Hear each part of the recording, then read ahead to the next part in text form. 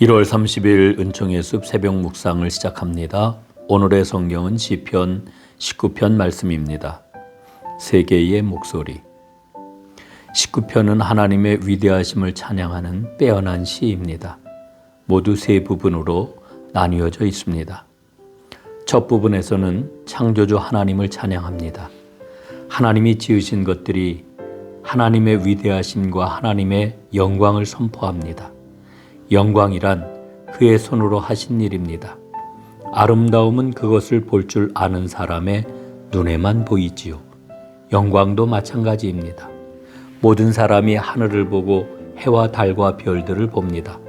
하지만 그 속에서 하나님의 영광을 볼 줄 아는 사람은 얼마나 될까요? 그래서 시인은 이렇게 노래합니다.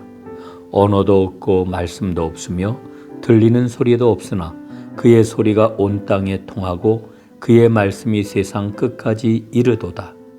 그렇습니다. 낮에도 밤에도 끊임없이 하나님을 찬양하는 소리가 온 세상에 울려 퍼지지만 사람의 귀에는 들리지를 않습니다.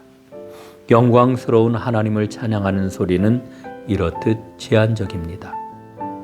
둘째 부분은 하나님의 율법 가운데 드러나는 하나님의 위대하심을 찬양합니다. 창조의 메시지는 말없이 언어도 없이 선포되었기 때문에 제한적입니다. 하지만 율법을 통해서는 하나님이 자신의 뜻을 분명하게 알려주십니다. 9가지의 특질을 가진 하나님의 말씀은 4가지의 결과를 낳습니다. 첫째, 소성케 합니다. 참된 생명이 회복되는 것을 말합니다.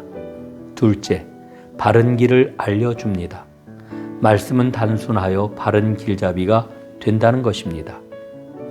셋째, 기쁘게 합니다. 이 말의 의미는 감정을 교육시킨다는 뜻입니다. 인생 지도를 정확하게 보여주어서 기쁨에 이르는 길을 안내합니다. 넷째, 눈을 밝게 합니다. 눈이란 인생에서 바라는 것을 열망하는 기관입니다. 하나님의 지시는 분명하기 때문에 우리의 열망을 잘 분별하여 쉽게 알아보도록 합니다. 셋째 부분은 기도입니다.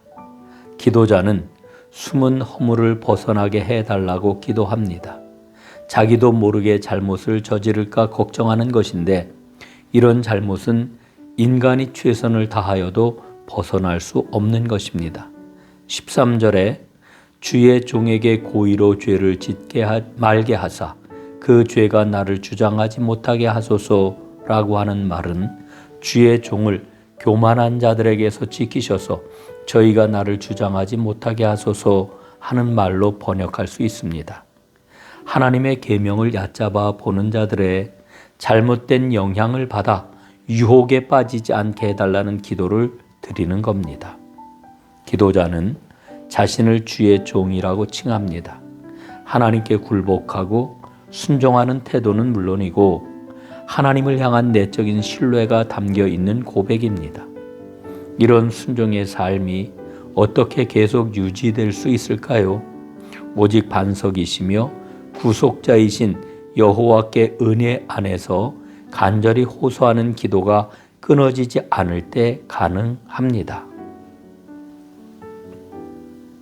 하나님을 제대로 찬송하는 길은 순종에 있음을 알았습니다. 이 믿음을 가지고 언제나 기도하는 자로 살아가게 하옵소서. 아멘.